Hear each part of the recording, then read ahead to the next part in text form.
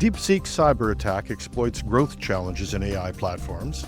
Leadership vacuums in U.S. cybersecurity oversight put critical reviews at risk.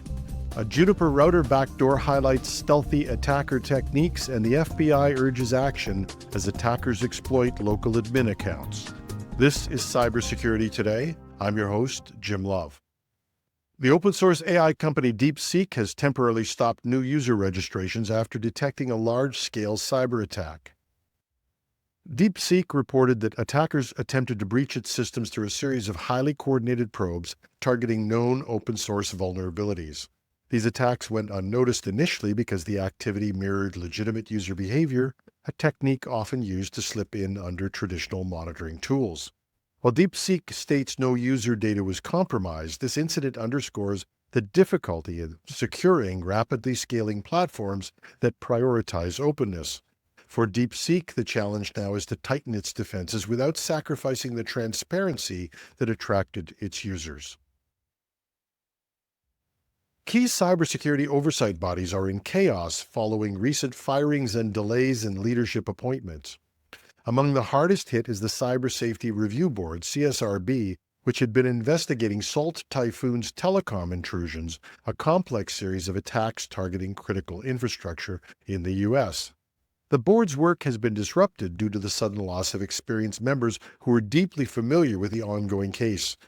Former members warned that the lack of continuity will hinder investigations, as these cases rely on expertise developed through years of work and first-hand context. For instance, Salt Typhoon attackers used encrypted communications and tampered firmware to operate covertly, techniques that are difficult to trace without experienced investigators who understand the subtle signs of such intrusions, and likewise difficult to regulate without regulators who understand the technology.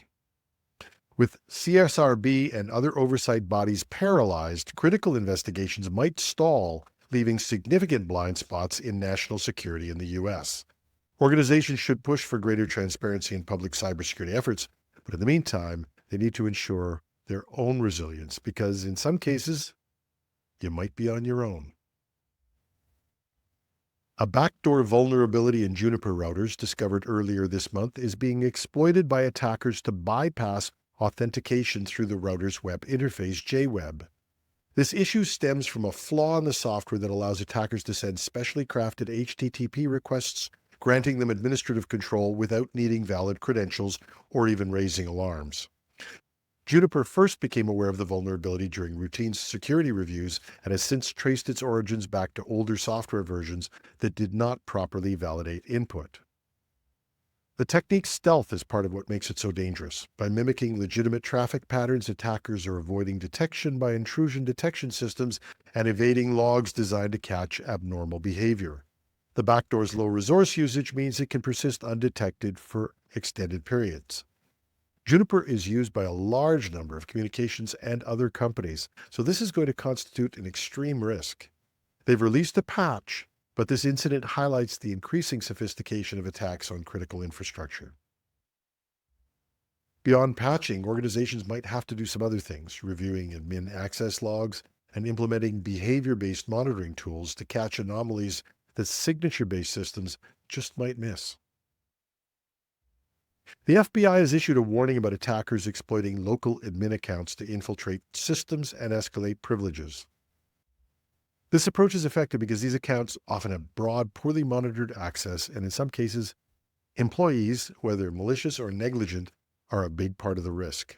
The issue is made worse by weak access controls or outdated monitoring systems that can fail to detect misuse. Attackers use techniques like phishing and brute force attacks to compromise credentials, but once inside, they can mimic legitimate admin activities, blending into routine system operations, and by using tools like PowerShell to execute commands, they avoid triggering alarms, leaving organizations unaware of their presence. That's why the FBI is recommending not just disabling unnecessary accounts, but also enforcing unique strong passwords and limiting admin privileges to essential tasks. Implementing continuous monitoring and logging for local admin accounts can also help identify unusual activity before it escalates into a major breach. That's our show for today. You can reach me with tips, comments, and even constructive criticism at editorial@technewsday.ca. I'm your host, Jim Love. Thanks for listening.